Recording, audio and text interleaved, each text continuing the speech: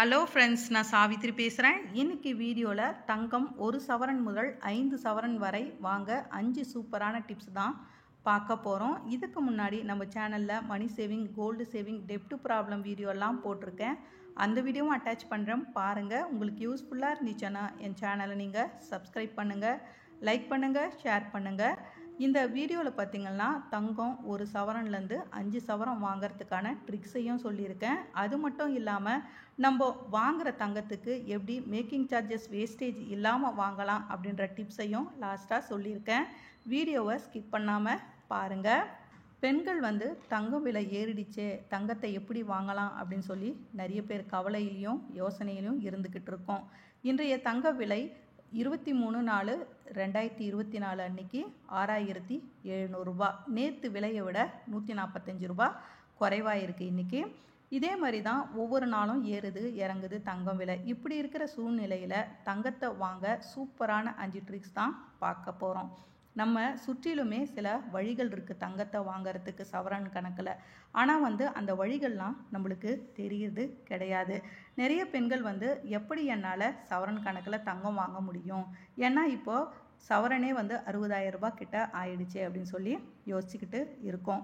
நம்மால் வருடம் தங்கத்தை மினிமம் 1 சவரன் முதல் 5 சவரன் வரை வாங்கலாம். சில ட்ரிக்ஸை ஃபாலோ பண்ணும் பொழுது மட்டும்தான். அது என்னென்ன ட்ரிக்ஸு, எப்படியெல்லாம் நம்மளால் தங்கம் வாங்க முடியும் அப்படின்றதையும் பார்க்க போகிறோம்.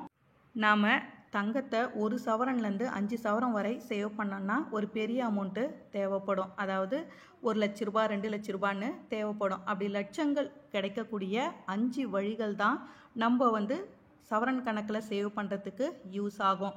அதில் ஒரு டிப்ஸு தான் இந்த ஏலச்சீட்டு. ஏலச்சீட்டு பார்த்திங்கன்னா நம்ம வீட்டுக்கு அருகில் யாராவது ஏலச்சீட்டு பிடிச்சாங்கன்னா அந்த சீட்டில் ஜாயின் பண்ணிக்கலாம். நம்ம ஏலச்சீட்டு எல்லாருக்கிட்டேயும் போடக்கூடாது. ரொம்ப நம்பகமான ஆள், ரொம்ப வருஷமாக சீட்டு பிடிக்கிறவங்க, ஓன் ஹவுஸ் வச்சுருக்கவங்க கிட்ட மட்டும் ஏலச்சீட்டு போடணும். அப்போ தான் நம்ம போடுற பணம் கரெக்டாக கிடைக்கும். அது மட்டும் இல்லாமல் சீட் அமௌண்ட்டெல்லாம் கரெக்டாக கொடுக்குறவங்களான்னு சொல்லி கேட்டுட்டு ஏலச்சீட்டு போடலாம். இந்த ஏலச்சீட்டு பார்த்திங்கன்னா மினிமம் 1000 ரூபாயிலேருந்து 5000, 10,000ன்னு பிடிக்கிறவங்க நிறைய பேர் இருக்காங்க. அது மாதிரி நம்ம மாதமானா ஒரு 5000 ரூபாய் அல்லது 10,000 ரூபாய் ஏலச்சீட்டு போடலாம். இதில் இன்னொரு பெனிஃபிட்னா நம்ம மாதமானா 5000 ரூபாய் ரவுண்டாக கட்ட வேண்டிய அவசியம் இருக்காது. 2வது சீட்டை தவிர மற்ற சீட்டெல்லாம் பார்த்திங்கன்னா ஏலம் எவ்வளோ போச்சோ அதை கழிச்சுக்கிட்டு தான் மீதி அமௌண்ட்டு கட்டுற மாதிரி இருக்கும். அது ஒரு சூப்பரான பெனிஃபிட்டு இந்த ஏலச்சீட்டில். அது மட்டும் இல்லாமல் நம்மளுக்கு எப்போ குறைவாக தள்ளு போகுதுன்னு தெரியுதோ அந்த டைமில் ஏலச்சீட்டை எடுத்து அந்த ரவுண்டான அமௌண்ட்டை நம்ம நேரடியாக போய் தங்கம் வாங்காமல் ப்ரீ புக்கிங் மூலமாக அந்த பணத்தை கட்டி நம்ம நகையாக எடுத்து வச்சுக்கலாம். இது ஃபஸ்ட்டு டிப்ஸு. 2வது டிப்ஸு பார்த்திங்கன்னா ஆர்டி போடலாம் பேங்க்கில். நம்ம வீட்டுக்கு அருகில் யாரும் ஏலச்சீட்டு பிடிக்கிறோம் இல்லை அப்படின்ற பட்சத்தில் நம்ம பேங்க்கில் சேஃப்டியாக ஆர்டி போட்டு வைக்கலாம். மாதம் ஒரு 5000 ரூபாய் நம்ம அக்கௌண்ட்லேருந்து கட் ஆகிற மாதிரி ஆர்டி போட்டு வருஷத்துக்கு ஒரு முறை நம்ம எடுத்து நகை வாங்கி வைக்கலாம். இந்த ஆர்டியில் நம்மளுக்கு என்ன பெனிஃபிட்னா இன்ட்ரெஸ்ட்டு கிடைக்கும். நம்ம 12 மாதம் 5000 ரூபாய் கட்டினா 60,000 கிடைக்கும். அதோட ஒவ்வொரு பேங்க்லேயும் ஆர்டிக்கு ஒவ்வொரு இன்ட்ரெஸ்ட் ரேட்டு வச்சுருப்பாங்க. டிஎம்பி பேங்க்கில் பார்த்திங்கன்னா இன்ட்ரெஸ்ட் ரேட்டு ஆர்டிக்கு 7.1% இன்ட்ரெஸ்ட்டு இருக்குது. இது மாதிரி நீங்கள் ஆர்டி போட்டிங்கன்னா கடைசியாக இன்ட்ரெஸ்ட்டோடு உங்களுக்கு அமௌண்ட்டு கிடைக்கும். அந்த அமௌண்ட்டை கொண்டு போய் நீங்கள் ப்ரீ புக்கிங் மூலமாக புக் பண்ணி வச்சுட்டு தங்கத்தை வாங்கலாம். 3வது டிப்ஸ் பார்த்திங்கன்னா ஆஃபீஸ் லோனு. பர்சனல் லோனை விட ஆஃபீஸில் கொடுக்குற லோன் பார்த்திங்கன்னா குறைவான இன்ட்ரெஸ்ட்டாக இருக்கும். ஒரு சில கம்பெனிகளில் ஆஃபீஸ் லோனு தராங்க. அது மாதிரி உங்கள் ஆஃபீஸில் லோன் தராங்கன்னா வாங்கிக்கலாம். இந்த ஆஃபீஸ் லோன் வாங்கிறதுனால நம்மளுக்கு குறைவான இன்ட்ரெஸ்ட்டாக இருக்கும். அது மட்டும் இல்லாமல் நம்ம மாதம் சேல்ரி வாங்கும் பொழுது நம்ம சேல்ரியிலே பிடிச்சிப்பாங்க. அதனால் நம்ம கட்டுறதே தெரியாமல் ஈஸியாக லோனை கட்டி முடிச்சிடுவோம். அதே டைமில் நம்மளுக்கு ஒரு அசட் மாதிரி தங்கத்தை சேவ் பண்ணியும் வச்சுருப்போம். இது மாதிரி ஆஃபீஸ் லோன் கிடைச்சா நீங்கள் வாங்கி தங்கத்தை வாங்கலாம். 4வது டிப்ஸு மகளிர் குழு லோனு. மகளிர் குழுவில் நீங்கள் இருந்தீங்கன்னா மகளிர் குழு லோனு கவர்மெண்ட்டு கொடுக்குறாங்க. அப்படி கொடுத்தாங்கன்னா நீங்கள் மகளிர் குழு லோனை வாங்கலாம். போன வருஷம் கூட எங்கள் அம்மா மகளிர் குழு லோன் வாங்கியிருந்தாங்க. அந்த லோனை வாங்கி 1.5 லட்ச ரூபாய் அப்படியே வந்து ஜுவல்ஸில் இன்வெஸ்ட் பண்ணி ப்ரீ புக்கிங் பண்ணி வச்சுட்டாங்க. போன வருஷம் பார்த்திங்கன்னா 5500 ரூபாய் இருந்துச்சு ஒரு கிராமு. இந்த வருஷம் பார்த்திங்கன்னா 6700 ரூபாய் வந்துடுச்சு. பாருங்கள், ஒரே வருஷத்தில் 1200 ரூபாய் வந்து பெனிஃபிட்டாக எங்கள் அம்மாவுக்கு கிடைச்சிது. இது மாதிரி வந்து மகளிர் குழுவிலேருந்து வாங்குகிற லோன் பார்த்திங்கன்னா 1 ரூபாய் வட்டி, அதுவும் வந்து கவர்மெண்ட் கொடுக்குற வட்டி, மாதம் மாதம் வட்டியும் அசலும் கட்டி அடைக்கிற மாதிரி இருக்கும். அப்படி மகளிர் குழு லோன் வாங்கி முடிஞ்சிச்சின்னா மகளிர் குழுவில் உள்கடன் ஒன்று கொடுப்பாங்க. நம்ம சேமிக்கிற பணத்தையே யாருக்கு தேவையோ அவங்க இன்ட்ரெஸ்ட்டுக்கு வாங்கி மாதம் மாதம் கட்டுற மாதிரி இருக்கும். அதுவும் 1 ரூபாய் வட்டி தான். வாங்கி நம்ம நகை வாங்கலாம். 5வது டிப்ஸு, தங்க நகை கடன். நிறைய பேர் இப்போ தங்க விலை ஏறிடுச்சேன்னு சொல்லிட்டு நகையை அடமானம் வச்சு புதிய தங்க நகை வாங்குறாங்க.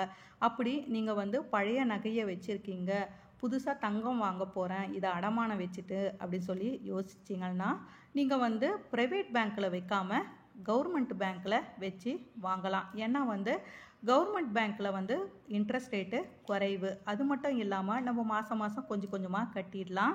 அரசாங்கம் ஏதாவது ஸ்கீம் கொடுத்தாலும் நம்மளுக்கு பெனிஃபிட்டாக இருக்கும். நான் வந்து நகை வைக்கும் பொழுது டிஎம்பி பேங்க்கில் தான் வச்சேன். போன வருஷம் வந்து 5000 ரூபாய்க்கு மேலே இருந்துச்சு ஒரு கிராமு. அப்போ வந்து டிஎம்பி பேங்க்கில் ஒரு கிராமுக்கு எவ்வளோ கொடுத்தாங்கன்னா 4500 ரூபாய் கொடுத்தாங்க. எனக்கு இன்ட்ரெஸ்ட்டு பார்த்திங்கன்னா 9.4% இன்ட்ரெஸ்ட்டு கொடுத்தாங்க. நான் வந்து அந்த பேங்க்குடைய ஆப்பை டவுன்லோட் பண்ணிக்கிட்டு மாதமான அசலும் வட்டியும் கட்டிக்கிட்டே வரேன் நான். இது மாதிரி வந்து நீங்கள் பேங்க்கில் அடமானம் வச்சு புதிய தங்க நகை வாங்கலாம். நம்ம வந்து பேங்க்கில் இருக்கிற நகைக்கு கொஞ்சம் கொஞ்சமாக அசலும் வட்டியும் கட்டி எடுத்துக்க முடியும். இது வந்து 5வது பாயிண்ட்டு. நான் சொன்ன 5 பாயிண்ட்டும் பார்த்திங்கன்னா நம்மளுக்கு பல்கான அமௌண்ட்டு கிடைக்கக்கூடிய வழிகள், அதாவது டிப்ஸு.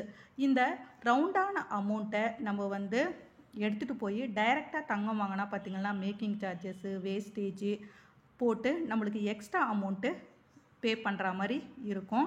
அந்த அமௌண்ட்டுக்கு நம்ம ஒரு 1 கிராம் அல்லது 1.5 கிராம் தங்கம் வாங்குகிற அளவுக்கு கட்டுவோம். அப்படி இருக்கிற சூழ்நிலையில் நம்ம இது மாதிரி 5 வழிகளில் நம்மளுக்கு ஒரு பல்கான அமௌண்ட்டு கிடைக்குதுன்னா அந்த அமௌண்ட்டை நம்ம அந்த ப்ரீ புக்கிங் ஸ்கீமில் போடலாம். லலிதா ஜுவல்லரியில் இந்த ப்ரீ புக்கிங் ஸ்கீமு இருக்குது. இந்த ஜுவல்லரி ஷாப்பை நான் ஏன் சொல்கிறேன்னா, எங்கள் அம்மா இந்த ஜுவல்லரி ஷாப்பில் தான் போன வருஷம் நகை வந்து ப்ரீ புக்கிங் பண்ணியிருக்கிறாங்க. நம்ம கையில் பல்கான அமௌண்ட் கிடைக்கும்போது அந்த அமௌண்ட்டை நீங்கள் இது மாதிரி ப்ரீ புக்கிங் பண்ணிக்கலாம். நம்ம டைரெக்டாக போய் ஜுவல்லரி வாங்கி அந்த ஜுவல்லரியை 1 நாள் 2 நாள் ஃபங்க்ஷனுக்கு போடுவோம். அதோடு வந்து எடுத்து பீரோவில் வச்சுருவோம். அப்படி நம்ம பீரோவில் வைக்கிறதுக்கு பதிலாக நம்ம ஒரு 11 மாதம் ப்ரீ புக்கிங் பண்ணி வெயிட் பண்ணிக்கிட்டு இருந்தோம்னா 11 மாதம் கழித்து மேக்கிங் சார்ஜஸ்ஸு வேஸ்டேஜ் இல்லாமல் நம்மளால் வாங்கிக்கிட்டு வர முடியும். ஒன்லி வந்து ஜிஎஸ்டி மட்டும் கட்டுற மாதிரி இருக்கும். அது மட்டும் இல்லாமல் நம்ம வாங்குகிற நகையில் ஸ்டோன் எதனா இருந்துச்சுன்னா அதுக்கு நம்ம பே பண்ணியே ஆகணும். இது ப்ரீ புக்கிங் ஸ்கீமில் நீங்கள் வந்து ஜுவல்ஸ் வாங்குறீங்கன்னா மோஸ்ட்லி வந்து ஸ்டோன் இல்லாமல் ஜுவல்ஸ் வாங்க பாருங்கள். வெறும் ஜிஎஸ்டி மட்டும் கட்டி தான் ஆகணும். ஏன்னா வந்து நம்ம அரசாங்கத்துக்கு வரி செலுத்தி தான் நம்ம நகையை வாங்கிக்கிட்டு வர முடியும். அதுதான் லீகலான ப்ரொசீஜரும் கூட. நம்ம எங்கே ஜுவல்ஸ் வாங்கினாலும் ஜிஎஸ்டி கட்டி வாங்கிக்கிட்டு வாங்க. அப்போ தான் வந்து நம்ம நகை எதனா மிஸ் ஆனாலும் நம்ம கம்ப்ளைண்ட் கொடுக்கும் பொழுது ஜிஎஸ்டி கட்டியிருக்காங்களா, இது வந்து நேர்மையான முறையில் வாங்கின தங்க நகையான்னு பார்ப்பாங்க. அப்போ தான் நம்ம நகை மிஸ் ஆனாலும் நம்மளுக்கு கண்டுபிடிச்சி அரசாங்கம் கொடுப்பாங்க.